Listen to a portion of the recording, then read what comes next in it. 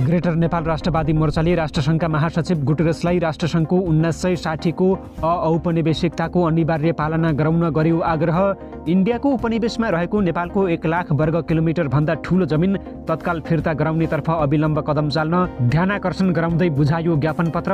इन्डियालाई पर्यो भारी। नमस्कार, ग्रेटर नेपाल टिभीले तयार पारेको ब्रेकिङ न्युजबाट विवश बुढाथोकीको यहाँलाई हार्दिक स्वागत छ। अब सुन्नुहोस् पूरा समाचार। ग्रेटर नेपाल राष्ट्रवादी मोर्चाले संयुक्त राष्ट्रसङ्घका महासचिव एन्टोनियो गुटेरसलाई इन्डियाको उपनिवेशमा रहेको नेपालको जमिनमाथिको औपनिवेशिक हैसियत समाप्त गर्न इन्डियालाई संयुक्त राष्ट्रसङ्घको 1960 को औपनिवेशिकताको घोषणाको अनिवार्य पालना गराउनेतर्फ अविलम्ब उपयुक्त कदम चाल्न जोडदार माग गर्दै ज्ञापन पत्र बुझाएको छ। युएन नेपालका कन्ट्री कोअर्डिनेटर मार्फत उहाँ समक्ष प्रस्तुत ग्रेटर नेपाल राष्ट्रवादी मोर्चाको ज्ञापन पत्र यस्तो रहेको छ। महामहिम नेपाल प्राकृतिक सौन्दर्य र प्राकृतिक स्रोतका हिसाबले धनी र भाग्यमानी मुलुक भए पनि बदनियतपूर्ण व्यवहार गर्ने गलत छिमेकीका कारण अभागी, दुखी र त्रस्त रहँदै आएको छ। नेपाल राज्यका 2 छिमेकी मध्ये नेपालको दुःखको कारण बन्दै आएको त्यो देश कुन हो भन्ने प्रश्नको उत्तरमा त्यो देशको नाम इन्डिया हो भनी हामीले भन्नै पर्छ। तर यसो भन्नुपर्दा हामीलाई अलिकति पनि खुसी लाग्दैन।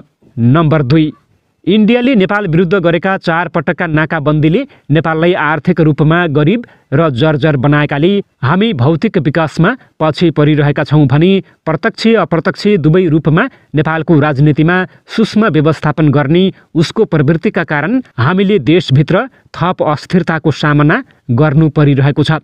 नम्बर 3, नेपालमाथि इन्डियाले गरेका ज्यादतीमा नेपालको भौगोलिक अखण्डता विरुद्धका उसका अनेक गतिविधिलाई लिन बाध्य हुनुपर्छ। पछिल्लो पटक इन्डियाका प्रधानमन्त्री नरेन्द्र दामोदर दास मोदीले यही अक्टोबरको 12 तारिखमा नेपालको अभिन्न भूभाग जोलिङटाङमा औपचारिक भ्रमण गरेका छन्।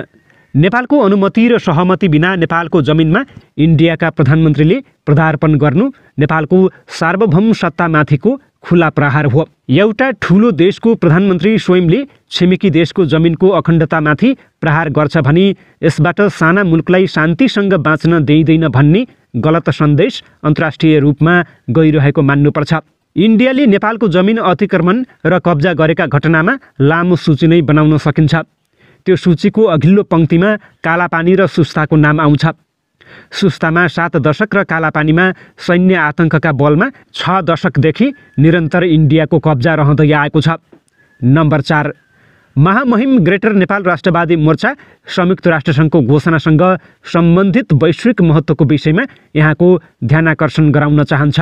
विश्वको मानचित्रमा ब्रिटेनको उपनिवेशको अन्त्य भई 1947 अगस्त 14 मा पाकिस्तान र अगस्त 15 मा इन्डियाको उदय भएको हो। 1916 मार्च 4 मा नेपाल र ब्रिटेन बीच भएको सुगौली सन्धिबाट ब्रिटेनकै उपनिवेशमा रहेको नेपालको 1 लाख वर्ग किलोमिटर भन्दा पनि बढी जमिन स्वतन्त्र भएकोमा त्यसको करिब 99% जमिनमाथि इन्डियाले 1947 अगस्त 15 देखि नै उपनिवेश कायम गर्दै आएको छ। नेपालको जमिनमाथिको इन्डियाको यो अवैध कब्जा 1947 जुलाई 18 को इन्डियन इन्डिपेन्डेन्स एक्टको प्रावधान विपरीत रहेको देखिन्छ। संयुक्त राष्ट्रसङ्घको महासभाले सन् 1960 मा सर्वसम्मतिले पारित गरेको प्रस्ताव नम्बर 1514 को 15 बाट सबै उपनिवेशहरू समाप्त हुनुपर्ने भनी गरेको घोषणापछि इन्डियाले नेपाललाई उक्त जमिन फिर्ता गर्नुपर्नेमा उपनिवेशलाई नै निरन्तरता दिइरहेको छ। इन्डियाको यो अटेरी संयुक्त राष्ट्रसङ्घको बडापत्रको ठाडो अपमान र घोषणापत्रको मर्म र भावनाको सरासर उल्लङ्घन हो। नेपालको जमिन सधैँ उपनिवेशमा राखिराख्ने बदनियतले नै इन्डियाले संयुक्त राष्ट्रसङ्घको उक्त घोषणालाई लत्याउने दुस्साहस गरेको हो।